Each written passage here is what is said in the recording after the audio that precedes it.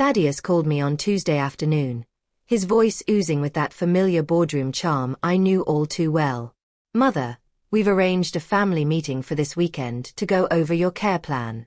Reed and Imagin have already agreed on the division of responsibilities, and I'll be overseeing your finances, naturally. Before we dive back in, let us know where you're tuning in from.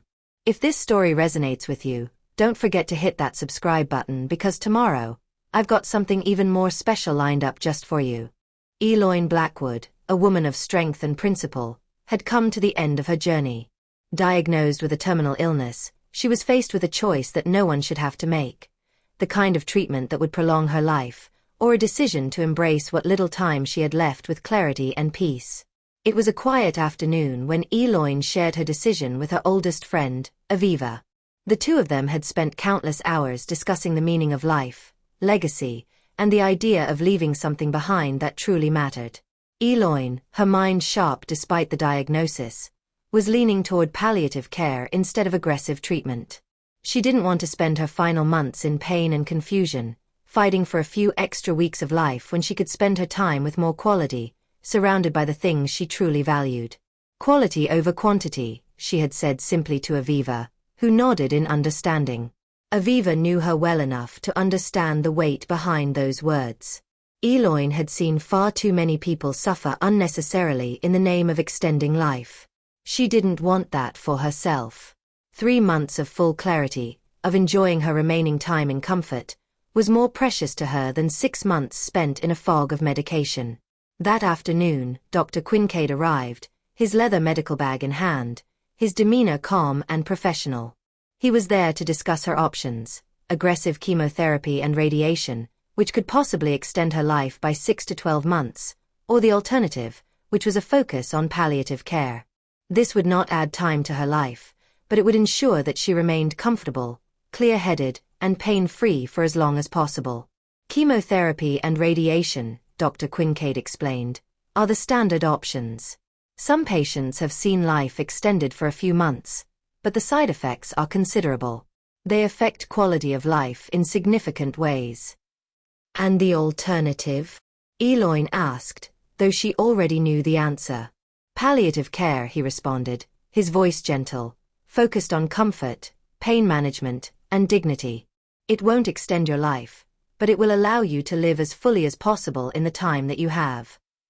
Eloyne had already made her choice weeks ago when the test results had confirmed her suspicions. The weight of her decision was heavy, but it was also liberating. She said it firmly, without hesitation: I choose palliative care. I'd rather have 3 good months than 6 miserable ones. Dr. Kincaid nodded, not surprised by her decision. I thought that might be your choice, he said, his voice soft with understanding. We'll set up a care plan that maximizes your comfort and independence for as long as possible. As the details of her care were arranged, Eloyne felt a sense of peace settle over her. She had made the decision that aligned with her values. She had chosen to take control of how her remaining days would unfold, and for the first time since receiving her diagnosis, she felt like she was in charge of her fate. There was still work to be done, though. Eloyne had built a foundation over the years, one that was dear to her heart. It had been a source of joy, a place where she had poured her resources and energy to help others. Now, with her time running out, she needed to ensure that the foundation would continue to thrive long after she was gone. She and Aviva had already begun restructuring it, expanding its mission to include elder care advocacy and financial literacy programs, issues that Eloyne had come to care deeply about in recent months.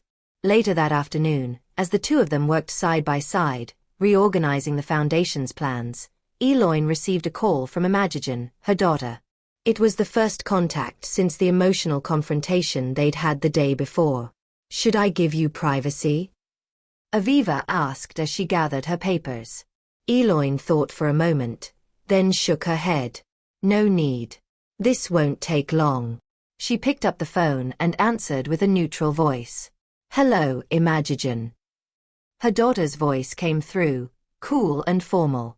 Mother, I've submitted my resignation to the board as agreed. The financial restitution will be completed by the end of business tomorrow. Eloin felt a stab of disappointment but masked it. Thank you for informing me. There was a brief pause before Imagin spoke again, her voice softer now. I wanted you to know the Mariso is being returned tomorrow. The painting Alaric had given me on our wedding day. The one they replaced with a forgery over a year ago. Eloin processed the words, unsure if this was an act of genuine reconciliation or merely a form of compliance with their agreement. I appreciate that, she said, her voice steady but her heart heavy. Goodbye, Mother. The call ended abruptly. Eloin set the phone down slowly, feeling the weight of the years between them. Aviva watched her closely, concern written on her face. Imagin? Aviva asked softly. Yes, Eloin said, informing me of her compliance with the agreement. Aviva studied her, no words needed to express what they both felt. Give her time, Eloin. This is all still fresh. Shock and shame can look like anger. Eloin nodded. Time, she repeated with a rueful smile.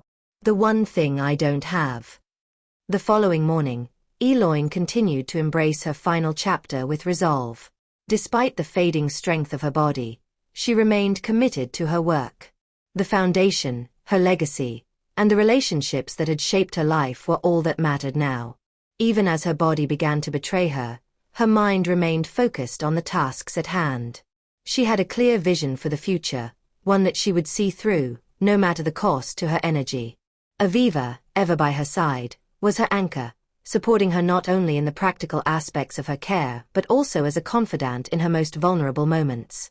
Together they worked to restructure the foundation, with an expanded mission that touched on elder care and financial literacy, issues that Eloin had witnessed firsthand in her own life. But amid this calm exterior, the raw edges of family remained. The tensions between her children, Reed, Imagin, and Thaddius, had never truly been resolved. The confrontation with Imagin the day before had left Eloin questioning whether true reconciliation was even possible. It was then that she received an unexpected call from Reed, her youngest son. His voice, normally distant and detached, carried an urgency that set her on edge. Mother, have you heard the news? Reed asked, the concern evident in his tone. Eloin felt a twinge of unease, yet responded calmly. What news? Thaddius has withdrawn his application for the community outreach position at the foundation, Reed explained, his voice thick with emotion. He said he recognizes that trust must be rebuilt before he can take any official role. Eloin paused, absorbing this unexpected turn of events. Thaddius, the eldest, always the calculating one, had been a source of constant disappointment in recent years. His actions, fraudulent, self-serving, had shattered any illusion that Eloin could have held of a harmonious family. Yet now, here was a gesture that seemed genuine. Interesting timing, Eloin murmured, her mind reeling. What else did he say? Reed continued, his voice somber. He also offered to serve as an unofficial advisor to the rural outreach program. No title, no compensation. Just his help in whatever way he can. Eloin felt an unexpected weight lift from her chest. This wasn't the Thaddius she had known, the one driven by pride and a desire for dominance. It was a small gesture, but one that signaled a crack in the armor he had so carefully constructed around himself.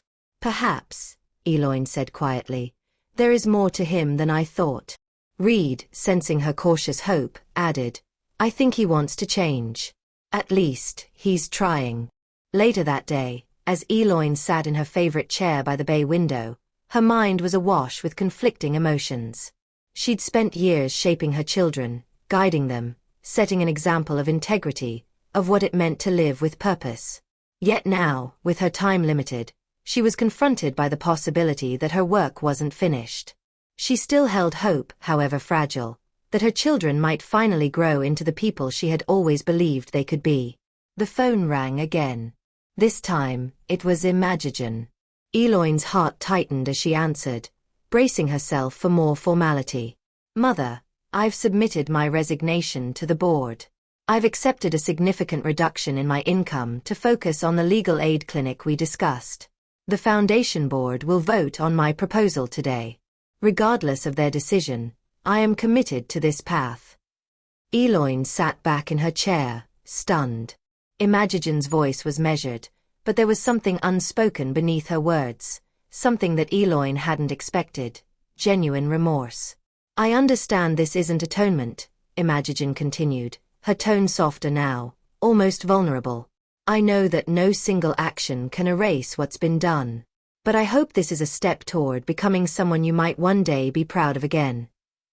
Eloin's breath caught in her throat. For the first time in years, she sensed a crack in Imagin's polished armor. She had always prided herself on her intelligence, her business acumen, her ability to control every situation.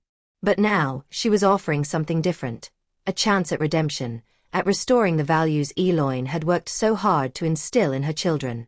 Eloin held the phone tightly, her emotions a whirlwind. Thank you, Imagin, she said quietly, her voice breaking with emotion. I hope you're right. Imagin, who had always prided herself on her strategic thinking, had finally reached a place where she was seeking something more, something real. As the conversation ended, Eloin sat in silence, reflecting on the unexpected changes within her children. Reed, Thaddius, and Imagin. Each of them had begun to show signs of transformation, of moving toward something more than self-interest. But were these shifts permanent? Or were they just another fleeting attempt to avoid the consequences of their actions? Aviva returned from the foundation offices, her face thoughtful as she entered the room. She could sense the change in Eloin's demeanor, the quiet hope mingled with the exhaustion of dealing with so many emotions. How did it go? Aviva asked gently. Eloin took a deep breath. I think they're trying. But whether it will last, I don't know. Later that evening, as the winter cold settled in, Eloin's thoughts turned inward. She wasn't just trying to reconcile with her children. She was seeking her own redemption, striving to leave behind not only material wealth but also a legacy of values, of integrity, compassion, and service. Her time was short, but there was still hope. The small steps her children had taken toward healing, while imperfect, were signs of something worth holding on to. Her legacy, Eloin realized, wouldn't be defined by the paintings or the money or the foundation. It would be defined by the changes she saw in her children.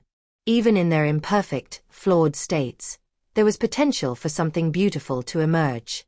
Days turned into weeks, and the winter chill deepened in Mistral Harbor, but for Eloin, the days felt weighted with both the rush of life and the quiet approaching of death.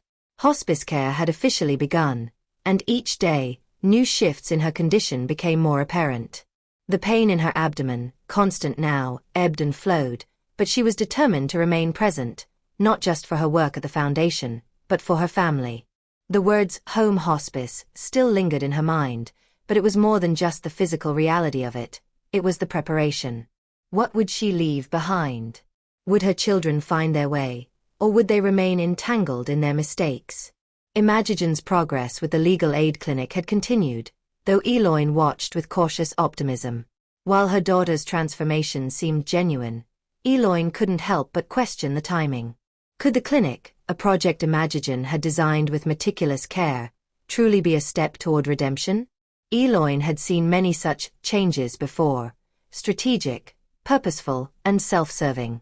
But as Imagin's visits became more frequent, as their conversations shifted toward the practical details of the clinic, Eloin found herself softening.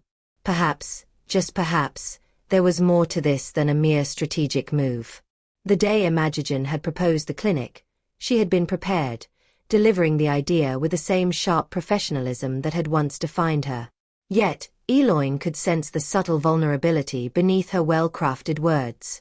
The clinic would serve the elderly, a group that had become near and dear to Eloin's heart during her years of advocacy.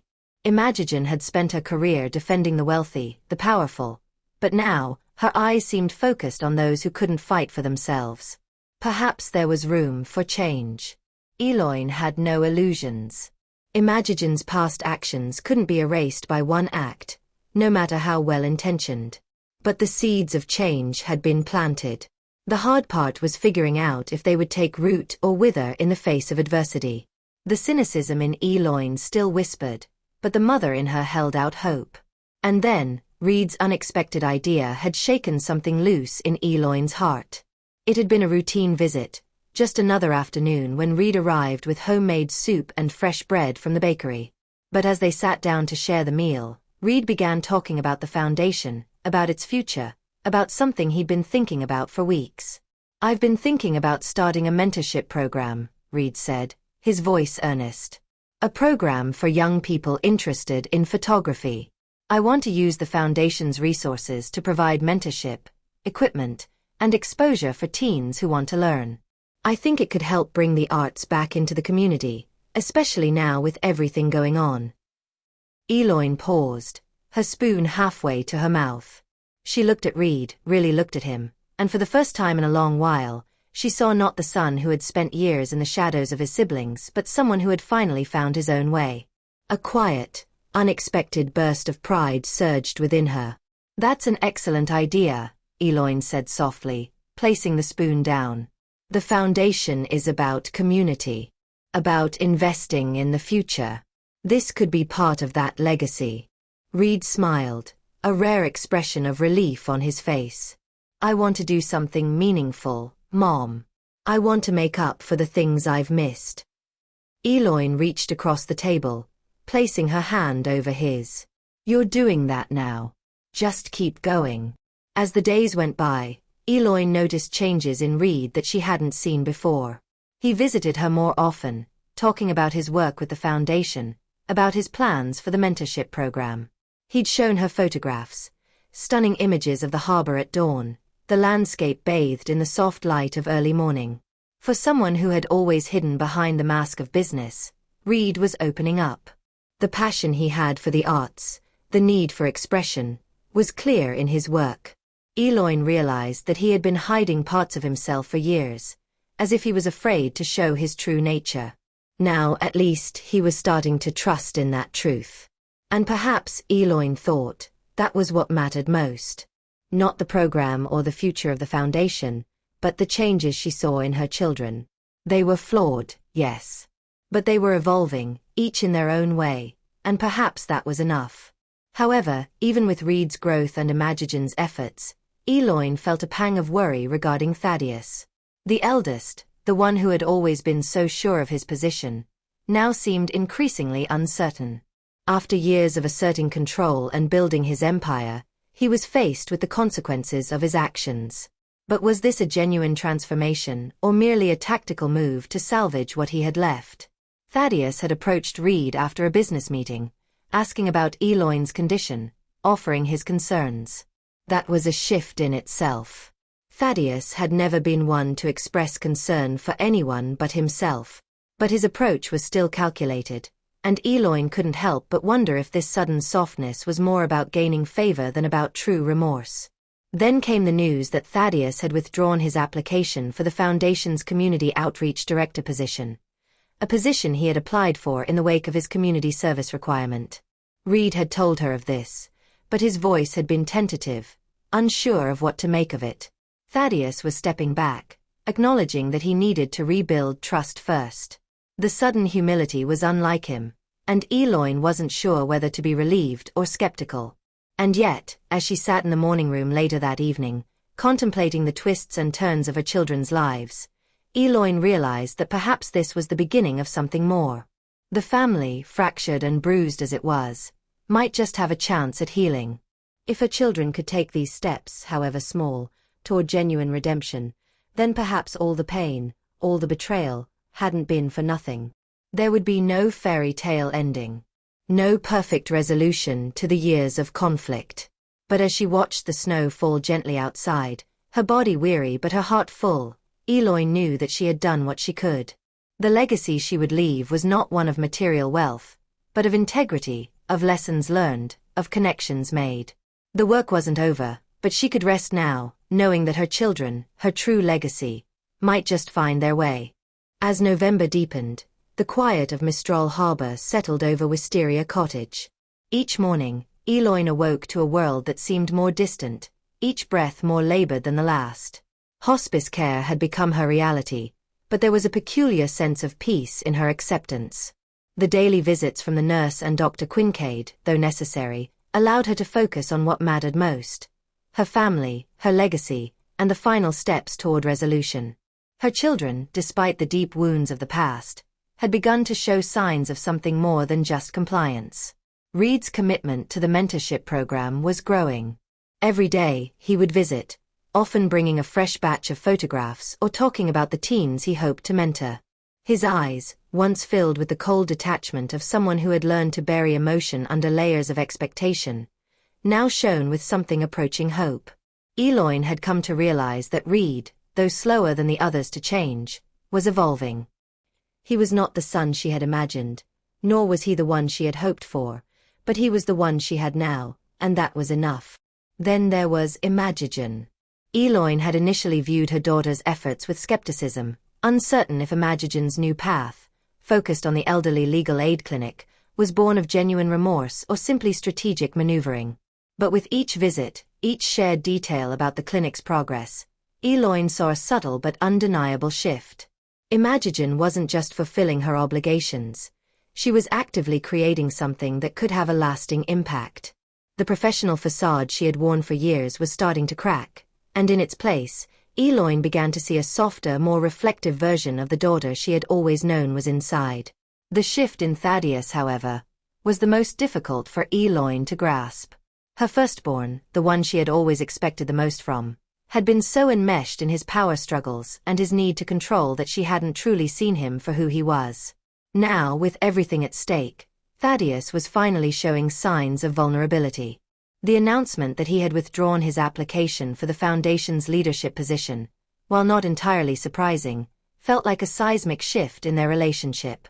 The son who had once walked through life with an air of superiority was now questioning his own role in the family and the Foundation. Eloyne wasn't sure if this was an act of redemption or a moment of weakness. But there was something undeniably human in it, something that made her heart ache with both love and regret.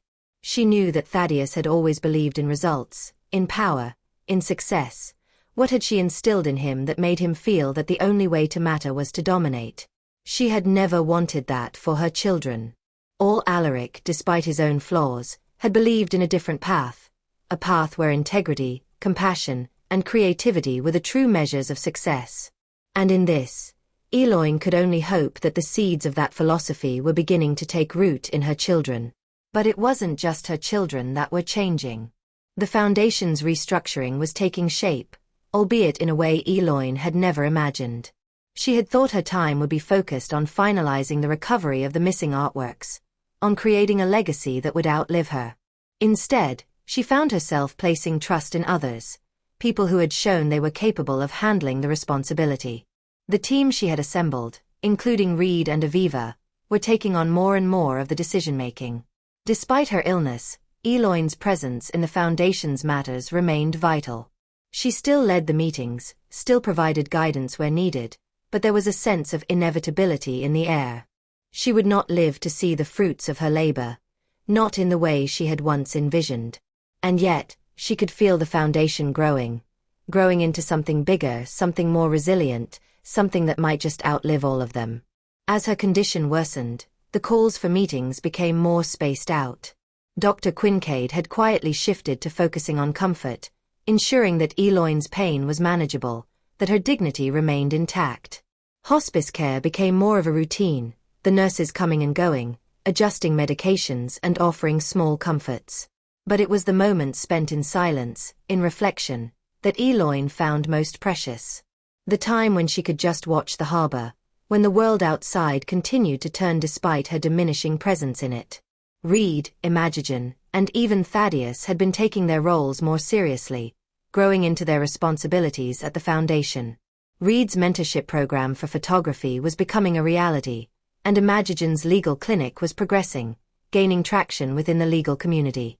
Thaddius, despite his hard exterior, was showing a genuine desire to contribute, albeit through unconventional means, like serving as an advisor on the rural outreach program. Eloyne had once thought that her children would only find redemption through grand gestures, through monumental changes. But as the days passed, she realized that redemption wasn't about big actions. It was about small, consistent steps in the right direction. Each choice her children made, no matter how minor, was a step away from the bitterness of their past and toward a future they could shape with integrity. Her life, though coming to an end, was not in vain. There was something beautiful in the process of restoration, in the quiet way her children were beginning to rebuild what had been broken. Their journey was not yet complete, but it was underway. And for Eloin, that was enough. As December approached, and the first heavy snowfall blanketed Mistral Harbor, Eloin made her peace with the life she had lived.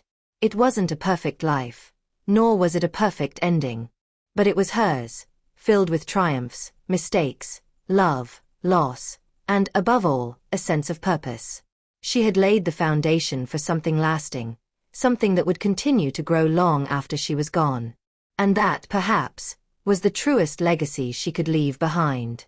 December arrived, draping Mistral Harbor in a blanket of snow. The chill in the air mirrored Eloin's increasing frailty. Wisteria Cottage, once filled with the warmth of bustling activity, now echoed with a quiet that was both comforting and sorrowful. The nurses were more frequent, their visits scheduled with meticulous care, and Dr. Quincade continued his regular assessments. The time remaining was dwindling, and with it, Eloin's energy. But there was a peculiar tranquility in knowing that everything had been set in motion. The foundation was in good hands, the artworks returned, and most importantly, the relationships that had once been fractured were beginning to mend, albeit in small, tentative ways. Eloin's children, now more engaged in the foundation's affairs, were beginning to take on more responsibility. Reed, despite his history of distancing himself from family matters, had blossomed in his role with the photography mentorship program. He no longer simply showed up with his camera to document life. He had become an advocate for creativity in the younger generation, hoping to pass on the legacy of his father's art collection. His newfound passion for photography had become a conduit for him to connect with others, and Eloin could see the changes in him that she had once thought impossible. Imagin, too, had found her calling. The legal aid clinic she had proposed was well on its way to becoming a reality. Her formal resignation from the firm was a statement of intent, one Eloin hadn't expected to see. It was clear that Imagin had been shaken by the actions of the past, but her proposal wasn't just a response to guilt, it was a genuine attempt at reconciliation. Though the clinic was still in its infancy, the idea had captured the attention of the legal community. Eloin had seen her daughter move away from the cold, corporate legal world and towards something that felt more purposeful, more aligned with the values she had tried to instill in her children. Thaddius, too, was shifting. His formal application for the Foundation's Community Outreach Director role had surprised everyone, especially Eloin. But his subsequent withdrawal of that application, and his offer to serve as an unofficial advisor, was perhaps the most unexpected development. It seemed that, after all the years of power struggles and strained relationships, Thaddius was beginning to understand the value of humility. His willingness to step aside and not demand a formal title felt like an olive branch, one Eloin hadn't anticipated. As the snow continued to fall, Eloin found herself contemplating the things that truly mattered. She wasn't concerned with the legacy of the Blackwood name, nor the financial wealth that had once defined her family's success. What mattered was that her children had started down a path of genuine reflection, each one trying, in their own way, to atone for the mistakes of the past. One evening, as the light from the lighthouse swept over the harbor and the stars began to twinkle in the cold night sky, Eloin sat in the morning room, her journal in front of her. The room was still, save for the occasional shift of the wind against the window. She had made her peace with the end of her life, but there was one thing still left to do: speak with her children one final time, not as their mother giving them orders or guidance, but as a woman who had lived and loved and made her peace with the world she was leaving behind. The hospice care had taken over most of her daily routine, but Eloin knew the time had come to gather her children together, to speak her heart before the inevitable took place. She had always been a woman of control, of purpose, of clarity. But now, as she faced the end, it was time to let go of the need to direct everything. The call went out, her children were coming, and this time, it would be different. This time, there would be no questions of power or status, just a final conversation about what would come next for them, for the Foundation, and for the values that had guided her throughout her life. As the evening approached and the snowflakes fell in the growing darkness, Eloin knew this would be one of the most important conversations of her life. It wasn't about forgiveness, it was about understanding, acceptance, and moving forward. And as she settled into her chair by the window, watching the harbor lights twinkle in the distance, Eloine felt ready. The children would come. And this time they would listen.